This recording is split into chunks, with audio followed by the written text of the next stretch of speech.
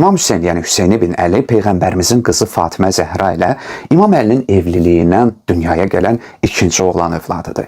İmam Hüseyn həm Peyğəmbərin nəvəsi, həm qızının oğlu, həm səhabə, həm də öz dövründə nüfuz sahibi olduğu üçün bütün İslam ümmətində ona qarşı böyük sayğı və hörmət var. Bəli, yenə də bir tək müasir Əməvi havadarlarıdır ki, mövzu Yezid olduqda İmam Hüseyni tənqid atəşinə tutur, ona elə babasının qılıncı öldürdü də deyirlər. Cahiliyyət dövründə bir kişinin qızı ərə gedib dünyaya övlad gətirsəydi, qızın ailəsi qızın övladını özlərinə nisbət vermirdilər. Lakin Peyğəmbərimiz bunun əksini etdi.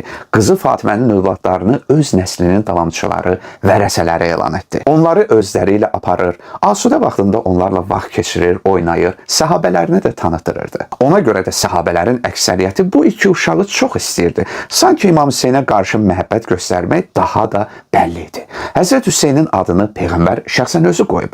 Peyğəmbər İmam Əlinin özünə olan dərəcəsini Harunun Musaya olan dərəcəsinə bənzədirdi. Ona görə də İmam Əlinin iki oğluna Harunun iki oğlunun adını qoymuşdu. İmam Hüseyn doğularkən Peyğəmbər onun gələcəkdə başına nə gələcəyini öncədən xəbər vermişdi. Yəni Hüseynin ümməti tərəfindən şəhid ediləcəyini bildirmişdi. İmam Hüseyn Quranda Peyğəmbərin oğlanları sırasında ifadə edilib. Məşhur mübahilə ayəsi haqqında danışmışam ki, Nəcran xristianları ilə mübahilə zamanı Peyğəmbərimiz oğlanlarımız ünvanında Həsən və Hüseyni, qadınlarımız ünvanında qızı Fatiməni, canımız və özümüz ünvanında isə İmam Əlini gətirmişdi. İslam ümməti İmam Hüseyni Əhl-i-Beytdən hesab edir. Çünki İmam Hüseyn həm də Kisa əhlidir.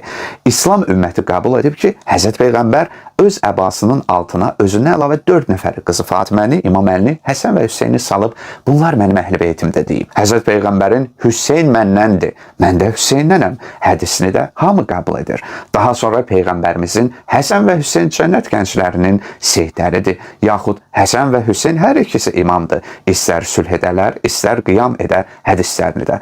Bu və daha çox hədislər də var ki, mən onlara toxunmuram. Lakin bütün bunlar Həzrət Hüseyni ümmət arasında hakimiyyət pərəs kəslərdən, xüsusilə Əməvi sülaləsindən qoruya bilmədi. Kisa əhlinin sonuncu üzvünü, Peyğəmbərimizin nəvəsini amansızca qətlə yetirdilər. İndi isə təbərrük məqsədi ilə İmam Hüseyndən nəql olunan bir kəlamı sizinlə bölüşmək istəyirəm.